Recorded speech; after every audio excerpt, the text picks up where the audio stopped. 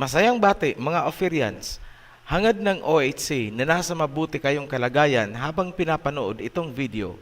Binabati natin at tinatanggap ang mga nakapasok na sa Joshua Group. Maraming nagpahatid sa amin ng kanilang pagkabahala dahil sa doktrinang namamayagpag ngayon na hindi raw totoo na mayroong isinilang na Mesaya at ang buong New Testament daw ay kathang isip lamang. Matanong nga namin kayong mga proponent nitong doktrina na ito.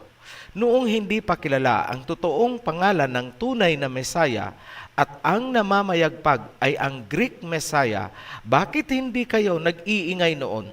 Maluwang ninyong tinanggap at ngayong lumutang ang pangalan ng tunay na Mesaya ng mga Hebrew Shemites, bakit bigla kayong nag-iingay na walang Mesaya at hindi totoo ang New Testament?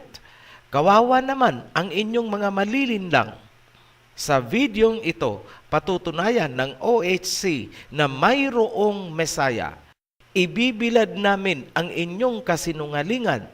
Bago tayo magpatuloy, nais muna naming ihatid ang isang masayang balita. Sa kasalukuyang ginagawa itong video, sinimula na po ang ground preparation para sa pagtatayuan ng unang house of prayer natin sa Cebu. Isusunod ang ibang chapters. Meron na rin po tayong 60 chapters worldwide at majority po niyan ay naririto sa Pilipinas. Ang House of Prayer ay simple lamang at hindi katulad ng magarbong ginagawa ng ibang sekta.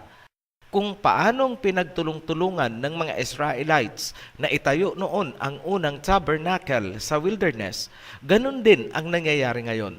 Bayanihan, sa lahat ng kapatiran na tumutulong na maitayo ang House of Prayer, sumainyo ang masaganang pagpapala ng Abayahawa. Nasusulat, bubuksan ng Ama ang pintuan ng kalangitan upang tayo ay buhusan ng pagpapala. Kung napansin ninyo, napakabilis ng mga pangyayari. Barely 1 year pa lang po ang Ophirian Heritage Conservatory, pero makikita nyo agad ang bunga ng pagkakaisa ng mga tupa. Like a mustard seed, nagsimula sa ilang tao sa pangunguna ni Oferio na walang mukha. Ngayon, libo na ang sama-samang sumasamba sa tunay na Elohim. Ang Elohim na sinasamba ni na Abraham, Isaac at Jacob. Yan ang pagsamba na ipinaglaban ni na Moses at Elijah. At sa ating panahon, mula sa silangan, muling nabuhay ang pagsamba ng ating mga biblical forefathers and patriarchs. Muli tayong tinipon at patuloy na iniingatan ng Ama sa kanyang pangalan. The heritage of the servants of Yahweh. Ang ating pagkakatipon ay hindi kayang gawin ng sinumang evangelist kung hindi sa kaparaanan ng Holy Spirit. Kung inyong napanood at naaalala pa, ilang buwan na rin ang nakaraan, we made a bold statement. Idineklara namin sa publiko, hahakutin namin ang mga tupa ng Mesaya. No one can stop us. Ilalabas namin ang mga tao mula sa Babylonian religions. Biglang may nag-react agad. Hindi raw nila kami haharangan. Sino daw ba kami para harangan? Di nga. Hele-hele bago kere, pastor. Magpakatotoo nga kayo, mga brother, na takapagturo ng propetang naalug ang utak. Gaya ng sinabi namin, lalabas sa inyo ang mga tunay na tupa ng Mesaya. Behold, muli kayong kinukutya ng diwa ni Prophet Elijah. Sa mga kapatiran na nakiisa sa diwa ng Day of Atonement noong September 25 to September 26, nandyan pa ang announcement. Hindi pa namin tinatanggal at wala kaming ginagalaw. Kung may nakikita man kayong remarks na edited, yan ay para itama ang mga typographical error gaya ng spelling. Ngunit, ang editing ay ginawa not later than September 26.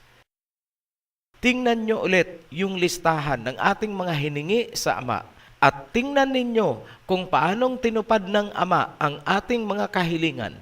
Sa third prayer natin, September 25, 12 o'clock midnight, hiningi natin na maging matibay at matatag ang mga leader ng mga chapters sa buong mundo. Ano ang nangyari? Yes, lalong dumami ang chapters. Last census natin, almost 60 chapters na po tayo worldwide and still counting. Sa fourth prayer naman natin, September 26, 9 a.m., hiningi natin na bigkisin sa fraternal love ang mga tupa, magkapatawaran, magkaisa, buong mundo. Natupad ba? Yes. Nilukob ng kapayapaan at pagkakaisa ang kawan. Wala nang bangayan. Lahat nakafocus lang sa salita ng Mesaya. Seek ye first the kingdom, and all these things will be added unto you. We actually seek the kingship of Messiah Yahawashi. We recognized Him as our King. On the process of purification ng kawan, may mangilan-ngilan na na-disqualify. Bakit? Iba kasi ang kanilang goal, philosophy, at perception. Sinunod nila ang sarili nilang nais, salungat sa wisdom ng Ophirian Heritage Conservatory na naglabas sa kanila mula sa Babylonian religions. And where are they now? Ligaw na tupa. Noong nabalitaan ng mga sekta na may mga nawala sa OHC, tuwang-tuwa sila. Nagdiwang. Sorry kayo, bahagi po yun ng proseso para maging dalisay at mapayapa ang mga tupa sa loob ng kawan. Reality check. We are getting bigger, stronger, and united more than ever. Sa pang-anim na prayer, September 26, 3 p.m., hiningi natin kay Aba Yahawa na mapabilis ang pagising at paglalabas ng mga tupa mula sa mga Babylonian religions. Hiniling natin na magkaroon ng mas maraming volunteer workers. Behold, as in the days of Elijah, hindi kami ipinahiya ni Aba Yahawa. Sa loob lamang ng isang buwan, mahigit 1,500 ang pumila at kumakatok upang magpabautismo. Pumasok sa covenant at sumama na sa kawan. Hiniling naming dumami ang mga volunteers na may kakayahang gabayan ang kawan. Sinagot ng Aba Yahawa. Nilisan ng 18 pastors ang mga Babylonian religions. Mula sa kanilang pagiging pastor ng Babylonia, sila ngayon ay mga servants of Elohim na. Iisa lang ang itinuturing nating pastol. Yan ay ang Messiah, the upcoming King, Yahawashi. Dumami din ang volunteer workers sa Joshua Group. Tulong-tulong ang kawan. United in one covenant, one spirit, one flock, one shepherd, one heritage. Congratulations sa lahat. Shout out sa Joshua Group. Kaya sa muli, binatikos ulit ang ating bayanihan nitong mga pastors ng propetang naalugang utak. Very phenomenal ang mga pangyayari. Tanging ang kapangyarihan lamang ni Aba Yahawa at ng Messiah Yahawashi ang may kakayahang mag-mobilize ng ganyan karaming tao in a very short period of time. Nasusulat, "My sheep hear my voice, I know them, and they follow me." John chapter 10 verse 27. Naririnig ng aking mga tupa ang aking tinig. Kilala ko sila at sila'y susunod sa akin. Para sa inyong mga kumukutya sa mga followers ng OHC teachings, dahil sumusunod sila na hindi nila nakita ang mukha ni Oferio. Hindi sila ang inyong kinukutya, kundi ang mismong salita ng Messiah. Nasusulat, John chapter 20 verse 29. Then Yahawashi told him, "Because you have seen me, you have believed. Blessed are those who have not seen and yet have believed." Pagkatapos, sinabi ni Yahawashai sa kanya, "Dahil nakita mo ako, kaya naniwala ka. Mapalad ang mga hindi nakakita, ngunit naniwala." Nauunawaan niyo ba ang sinabi ng Mesaya? Blessed, mapalad ang mga hindi nakakita, ngunit naniwala. Alam niyo mga pastor, kung may dapat kayong kutyain, walang iba kundi ang inyong mga kamangmangan sa nasusulat. Ano ang ginagawa ng Holy Spirit na inyong tinatawag? Bakit ganyan kayo kamangmang? Ang mga inihayag ng OHC ay pawang salita ng Ama at ng Mesaya. Walang halong libadura, walang halong pambubola. Ano ang sinabi ng Mesaya? Mapalad ang mga naniwala sa mensahe ng mga salita kahit hindi nila nakita ang mensahero. Blessed are those who have not seen and yet have believed. Sa pamamagitan ng verse na yan, haharapin namin itong mga nagpapakalat ng doktrinang wala daw Mesaya. Hindi raw totoo ang Mesaya. Walang isinilang, namatay at muling nabuhay na Mesaya. Kung kaya pinalalabas nila na walang babalik na Mesaya. Katahang isip daw ang buong New Testament. Basahin natin ang report ng mga taong nagparating sa atin. Tinakpan natin ang kanilang mga pangalan for privacy. May tanong lang po ako. OHC, off topic po ito. May nabasa po ako na hindi daw po totoo ang Mesaya. Tanong ko lang po, totoo ba ito o mali? Sana mabigyan niyo po ako ng advice at patunay na ang Mesaya ay totoo. Salamat po. Ito pa, meron pang isa. Sinabi po ni Apostle James na consider it joy when you encounter various trials, persecutions. Still naiiyak ako sa ginagawa ng situan na mga tupa. Nililigaw nila, niloloko na naman ang mga nasa kawan. Wala raw Mesaya. Ang kaligtasan daw ay nasa kamay natin. Nako, mahirap ito. Ito pa, pangatlong report. Magandang araw po, OHC. May mga kapatiran po kasi noon na iba na yung post sa FB. Nakakalungkot lang po. Nalulungkot lang po ako. Active siya mag-post noon about your teachings. Pero ngayon, kinakalaban na mga turo niyo po. Sa comment kasi niya, ang naiintindihan ko, may panibago daw kayong sekta na itinayo. Tribe of Judah yata ang fina-follow niya. Di din sila naniniwala na may Mesaya. Ang bottom line ng doktrina na inireport sa atin ay ito. Number 1, walang Mesaya na tagapagligtas. Therefore, ang kaligtasan ay nasa sariling kamay ng mga tao.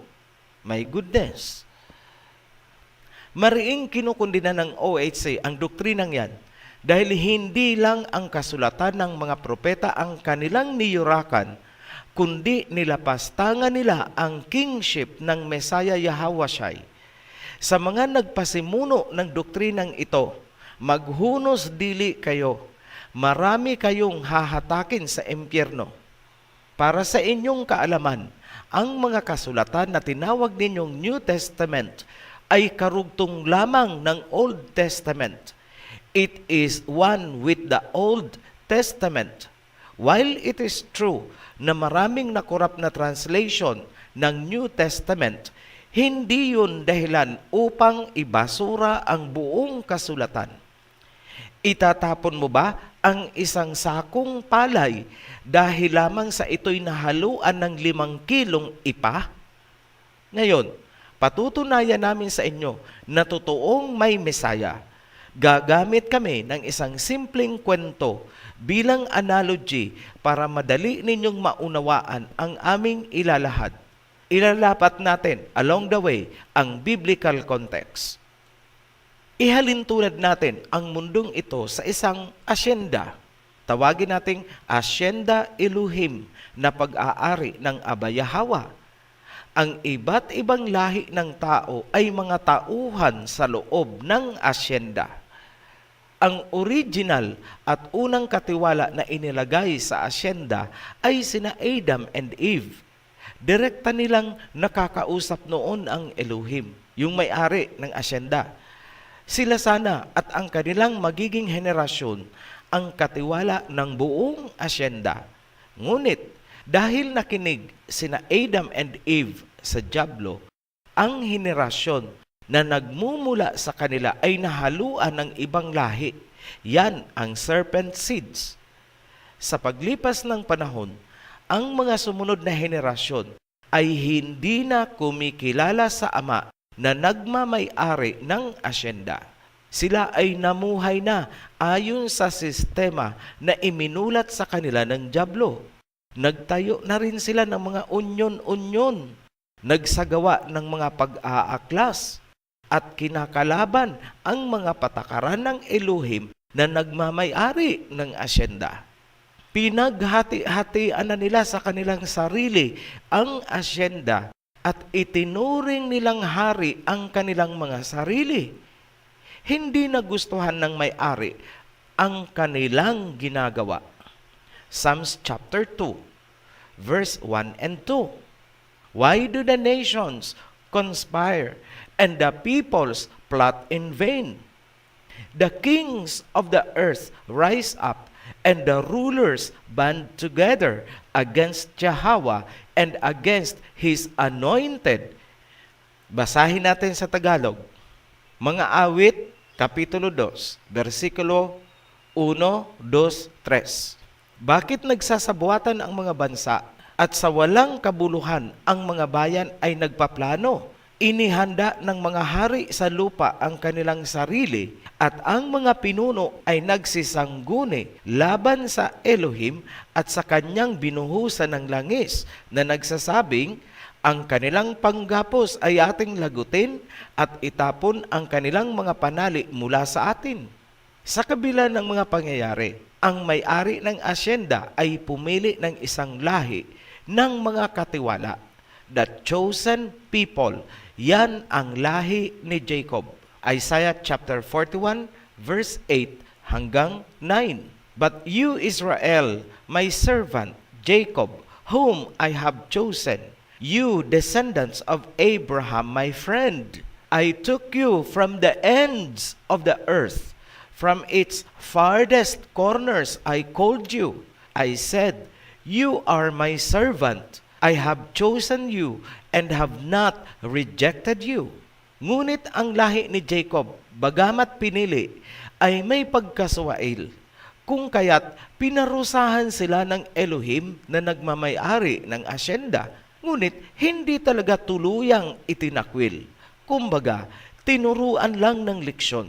Pinabayaan sila ng Elohim sa kamay ng mga rebelding naghahari-harian sa asyenda. Nawalan sila ng lupaing tinitirhan, nagkawatak-watak, ang iba ay ginawang mga alipin, at ang iba ay napatay. Ang bahaging ito ay inilahad na natin sa Rizal series at World Territories series. Check nyo na lang po ang playlist at panoorin ang bahaging yan. Mahaba po yan. Ganun pa man, dahil sa isang covenant or kasunduan ng Ama kay Jacob, hindi niya talaga totally pinabayaan ang lahi ni Jacob. Sinabi ng Ama, hindi ako nagbago, kung kaya't kayong lahi ni Jacob ay hindi tuluyang nalusaw.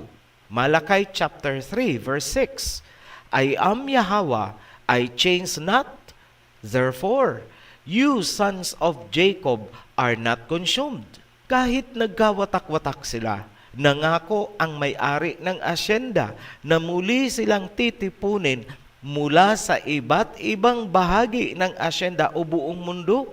May mga instructions ang may-ari ng asyenda na ipinahatid sa mga piniling tauhan na tinatawag natin ngayong mga propeta. Kabilang doon si Prophet Ezekiel. Ano ang isinulat ni Prophet Ezekiel? Therefore say, this is what the sovereign Elohim says, I will gather you from the nations and bring you back from the countries where you have been scattered, and I will give you back the land of Israel again. Kaya't iyong sabihin, ganito ang sabi ng Elohim, aking titipunin kayo mula sa mga bansa at sa mga lupain na inyong pinangalatan at muli kong ibibigay sa inyo ang lupain ng Israel. Sinabi din ni Abba Yahweh na ililigtas niya tayo mula sa bansang silangan at bansang kanluran. Zechariah chapter 8 verse 7. Thus saith Yahweh of hosts, behold, I will save my people from the east country and from the west country. Nasaan ang Ophir, Philippines? East, perlas ng silangan. Naririto ang mga taong kumakapit sa tunay na pangalan ng Ama at ng Mesaya. Naririto ang mga taong yumayakap ngayon sa covenant ng Ama kay Jacob. Ipinaalam sa atin na ang asyenda ay ipinamana ng Ama sa kanyang anak at ito ang magiging hari ng asyenda o buong mundo. Ang anak na magiging hari ang muling iipon sa lahi ni Jacob. Pangungunahan niya ang pagbawi ng asyenda mula sa mga rebelding tauhan na naghahari-harian. Ngayon, bilang pagpapatunay na mayroong Mesaya, naririto ang paglalahad ng katotohanan mula sa Ophirian Heritage Conservatory.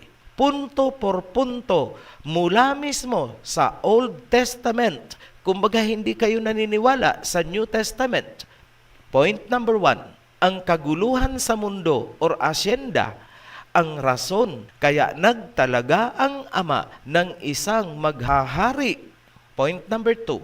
Ang maghahari na itinalaga ng Ama ay ang kanyang anak bilang tagapagmana ng mundo. Point number 3. Kasamang ipinamana ng Ama ang kanyang mga tapat na tauhan sa asyenda para sa kanyang tagapagmanang anak upang pagharian. Ang tatlong punto na yan ay paunang pagpapatunay na mayroong Mesaya. Talakayin na natin ang point number 1. Ang kaguluhan sa mundo or asyenda ang rason kaya nagtalaga ang Ama ng isang maghahari. Psalms chapter 2 verse 1 to 3. Why do the nations conspire and the peoples plot in vain? The kings of the earth rise up and the rulers band together against Yahweh and against his anointed, saying, let us break their chains and throw off their shackles. Muli naming basahin sa Tagalog.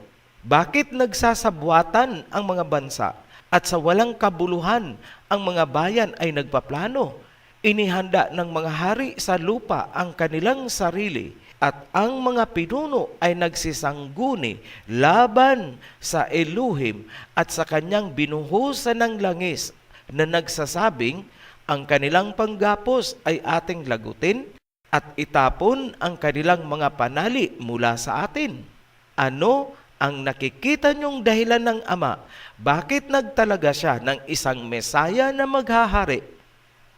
Sagot, ang pagsasabuatan ng mga bansa laban kay Abba Yahweh. Nagsama-sama sila upang kalabanin ang nais ng Ama. Yan ang nakikita nating dahilan mula sa Psalms. Bakit nagtalaga ang Ama ng maghahari sa asyenda o dito sa mundo? Ito ang pundasyon, ang pinaka-premise ng pagkakaroon ng Mesaya. Panoorin nyo ang Rizal series at ang World Territory series para maunawaan kung anong kaguluhan ang ikinagalit ng Ama. Ituloy natin ang Psalms chapter 2. Sa verse 4, nasusulat, the one enthroned in heaven laughs. Yahweh scoffs at them. He rebukes them in his anger and terrifies them in his wrath, saying, I have installed my king on Zion, my holy mountain. Siya na nakaupo sa kalangitan ay tumatawa. at ang Elohim ay kumukutya sa kanila. Kung magkagayoy, magsasalita siya sa kanila sa kanyang puot at tatakutin sila sa kanyang matinding galit na nagsasabi, gayon may, inilagay ko ang aking hari sa Zion, sa aking banal na burol. Malinaw, ang Elohim ay may itinalagang maghahari sa Mount Zion upang pagharian ang mga bansa. Kung mag-advance reading kayo, ang hari na yan ay ipinakita kay John Revelator sa Book of Revelation. Revelation chapter 14 verse 1. Then I looked, and behold, on Mount Zion stood the Lamb, and with him 144,000 who had his name and his Father's name written on their foreheads. Ang mga ililigtas mula sa bansang silangan at bansang kanluran ay dadalhin sa Jerusalem kasama ng King Yahweh na mag-reign sa buong mundo. Hindi po dadalhin sa langit. Tigil-tigilan nyo ang satanistang doktrinang yan. Wala po yan sa Biblia. Taliwas po yan sa mga nasusulat. Nakita nyo na, mula sa Psalms, Old Testament, may sinasabi ang Ama na siya ay may nakatalagang maghahari sa Mount Zion. Ganun din ang nasusulat ni Prophet Joel sa Joel chapter 3. At ganun din ang nasusulat ni Prophet John Revelator. Talakayin natin ang point number 2. Ang maghahari na itinalaga ng Ama ay ang kanyang anak bilang tagapagmana ng mundo. Balik tayo sa Psalms chapter 2, verse 7 hanggang 8. Isa pa itong pagpapatunay na may Messiah. I will proclaim Yahweh's decree. He said to me, you are my son. Today I have become your father. Ask me, and I will make the nations your inheritance, and the ends of the earth your possession. Tagalog, aking sasabihin ang tungkol sa utos ng Elohim. Sinabi niya sa akin, ikaw ay aking anak. Sa araw na ito, kita ay ipinanganak. Humingi ka sa akin, at ang mga bansa ay gagawin kong mana mo, at ang mga dulo ng lupa ay magiging iyo. Sila'y iyong babaliin ng pamalong bakal, at dudurugin mo sila gaya ng banga. Ayan, matibay na patunay na ang Ama ay may anak, at ang anak na yon ang tagapagmana, at ang tagapagmanang anak ang magiging hari ng mundo or ng buong asyenda. Ganun kasimple. Makikita sa verse ang ugnayan ng Ama at ng anak. Ito ang salita ng anak. Aking ipoproklama ang sinabi sa akin ng aking Ama na nakaupo sa trono ng kalangitan. Sinabi niya sa akin, ikaw ay aking anak. Sa araw na ito, kita ipinanganak. Malinaw ang verse. Sinabihan ng Ama ang kanyang anak ng ganito, humiling ka sa akin, ipapamana ko sa iyo ang mga bansa, at ang dulo ng lupa ay magiging iyo. In short, ang mundong ito ay ipinamana ng Ama sa kanyang anak. Dito nyo mauunawaan ang malalim na dahilan bakit nagkatawang tao ang anak bilang Mesaya. Pasubali, baka gawan nyo na naman ng doktrina na ang Ama ay may pagkababae at ini-imagine ninyo ang Ama na umiire na parang babae dahil sa salita niyang sa araw na ito kita'y ipinanganak. Ay Ginoo kayo. Hindi nyo nauunawaan ang malalim na naturalisa ng Elohim, kaya huwag nyong gagawa ng kamangmangang doktrina makapagtayo lang ng sekta. Point number 3. Kasamang ibinigay ng Ama ang kanyang mga tapat na tauhan sa asyenda na paghaharian ng kanyang tagapagmanang anak. Maliban sa nasusulat sa Psalms chapter 2, Pinatunayan din yan ng kasulatan ni Prophet Joel na ang lahi ni Jacob Israel ay kasamang ipinamana ng ama sa kanyang anak. Joel chapter 3 verse 2. I will also gather all nations and will bring them down in the valley of Jehoshaphat and will plead with them there for my people and for my heritage Israel, whom they have scattered among the nations and parted my land. Maliwanag. Sinabi ni Prophet Joel na iipunin ng Mesaya ang mga bansa para sa kapakanan ng kanyang minanang heritage, may Israel. Ang Israel ay ang lahi ni Jacob. Yan ang mga tauhan ng kanyang ama na ipinamana sa kanya. Lupain at tauhan, asyenda at mga tauhan, kingdom and servants, yan ang heritage. Ang karugtong ng sinulat ni Prophet Joel ay sinalita din ng Mesaya noong siya ay nasa katawang tao na. Nasusulat, John chapter 10 verse 27 hanggang 29. My sheep listen to my voice. I know them and they follow me. My Father who has given them to me is greater than all. No one can snatch them out of my Father's hand. Sa verse 29, maliwanag ang salita ng Mesaya. Ibinigay sila sa akin ng aking ama. Hindi ba't nagtutugma ang Old and New Testament? Parehong nagpapatunay na mayroong Mesaya.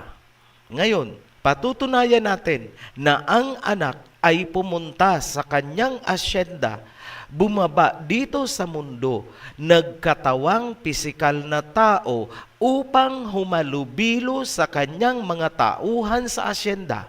May nasusulat ba sa Old Testament na ang anak ay bababa upang puntahan ang kanyang minanang asyenda at mga tauhan mula sa ama?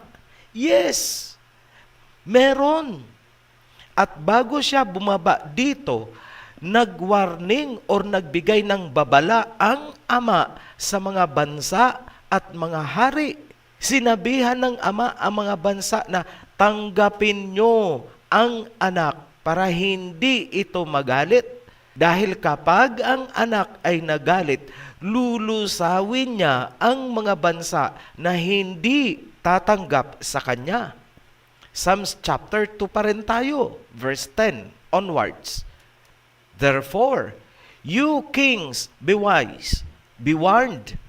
You rulers of the earth, serve Yahweh with fear and celebrate His rule with trembling. Pakinggan niyong mabuti ang verse 12. Kiss His Son, or He will be angry, and your way will lead to your destruction, for His wrath can flare up in a moment. Blessed are all who take refuge in Him. Basahin ko sa Tagalog para maunawaan nyo. Kaya't ngayon, o mga hari, kayo'y magpakapantas. O mga pinuno ng lupa, kayo'y magsihanda. Kayo'y maglingkod sa Elohim na may takot at magalak na may panginginig.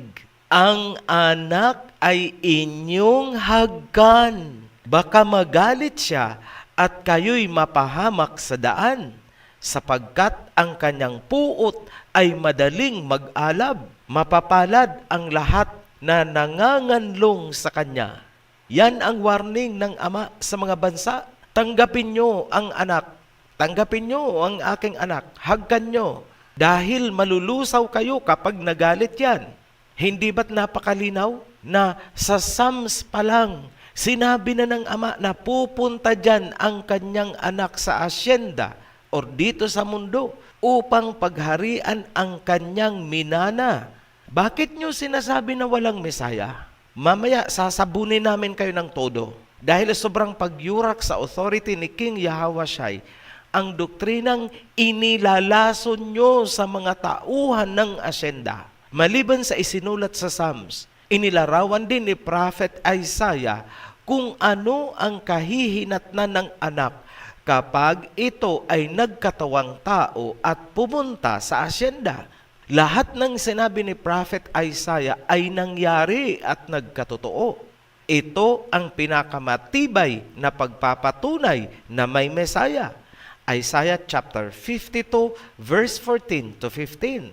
See, my servant will act wisely. He will be raised and lifted up and highly exalted, just as there were many who were appalled at him.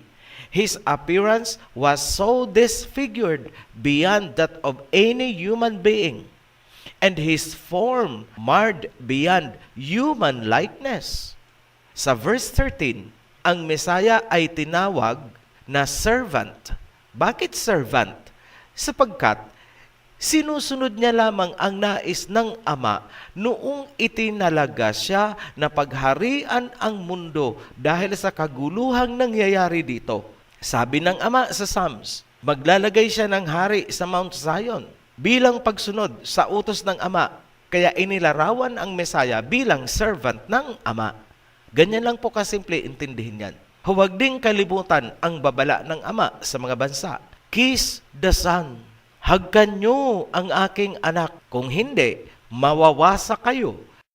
Sa kabila ng babala ng Ama, ano ang ginawa ng mga bansa?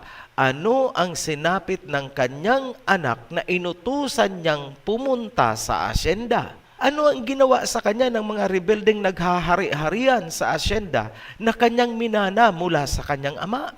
Tinanggap ba siya? Hinagkan ba siya? Ano ang sinabi ni Prophet Isaiah? Isaiah chapter 53 verse 3. He was despised and rejected by mankind, a man of suffering and familiar with pain, like one from whom people hide their faces. He was despised and we held him in low esteem. Sa verse 3, he was despised and rejected. Simple lang. Hinamak at tinanggihan. Verse 5, but he was pierced for our transgressions. He was crushed for our iniquities. The punishment that brought us peace was on him, and by his wounds we are healed.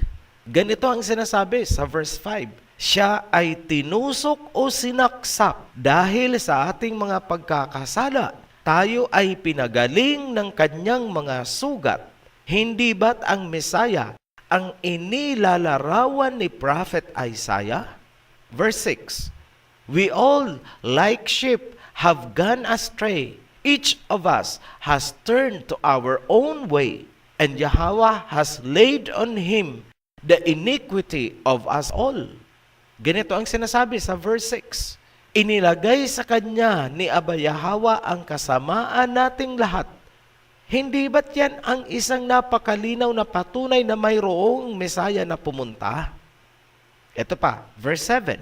He was oppressed and afflicted, yet he did not open his mouth. He was led like a lamb to the slaughter, and as a sheep before its shearers is silent, so he did not open his mouth.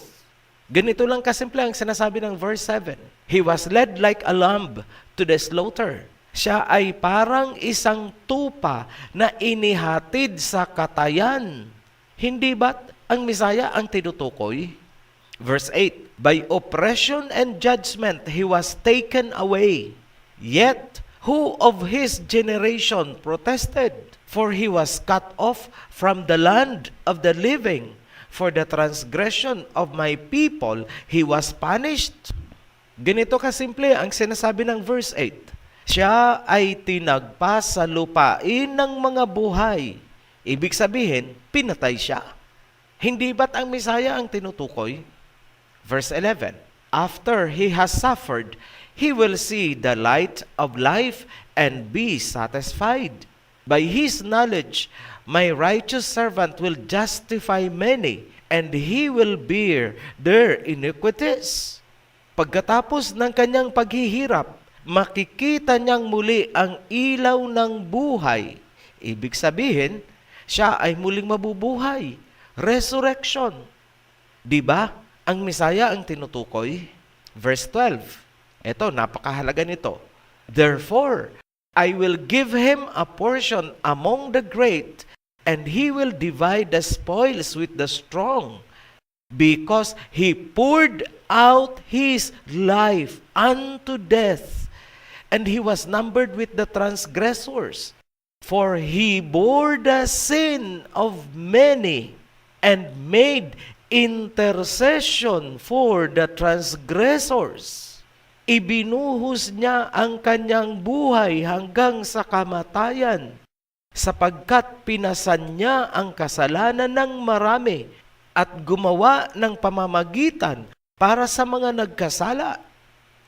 Ayan, ang napakadetalyadong paglalarawan ni Prophet Isaiah na kanyang isinulat bago pa man isilang ang Mesaya, ay 100% na pagpapatunay na totoo ang Mesaya dahil ang lahat ng sinulat niya ay nagkatotoo at nangyari sa Mesaya na nasusulat din sa New Testament na inyong sinisipa. Ngayon, kung ipagpipilitan nyo pa rin ang inyong katuruan na walang Mesaya, pasensya na. Pero ang sarili nyong aksyon ang nagpapakilala kung sino kayo. Mga anti-Mesaya, mga kampon ni Satanas na naghahari-harian ngayon dito sa mundo. Sa mga critics, magpakasaya na kayo dahil maiksing panahon na lang ang natitira sa inyo. Muli kaming nagpapasalamat sa mga patuloy na naninindigan sa katotohanan. Tibayan nyo ang inyong pananampalataya dahil nagngangalit na ang mga kampon ng serpent seeds. Sa mga new subscribers, welcome to the channel. Sa lahat ng believers, be blessed. Shalom.